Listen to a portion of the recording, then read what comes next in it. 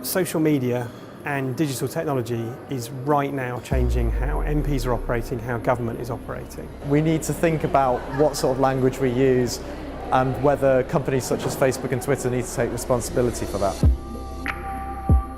We're here with Demos to talk with representatives, with party activists and with people who understand technology and society about how it's affecting politics and how we can make it work well.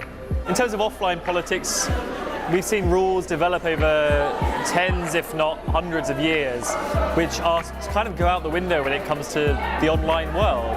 And I'm not surprised that a lot of politicians and activists and commentators find these new rules challenging and difficult to deal with. People take to Twitter and other forms of social media to express low levels of complaint and concern, so it's a great way of finding out what they are. There's never been an easier time to get in touch with your MP, but that can have its downsides for the MP. They ultimately are still an individual struggling with a job, trying to keep on top of everything, and people expect a response instantly. We had a lot in the discussion we just had, from the real concerns around abuse. We now have campaigns that can swamp MPs on social media very quickly, but we can also get short but really meaningful interactions between people in trouble and their representative who can help them. I think we've seen enough over the last 12 months to convince anyone of the power that social media can have. The main challenge with digital politics is the clash of millions of people who are online on social media for the first time.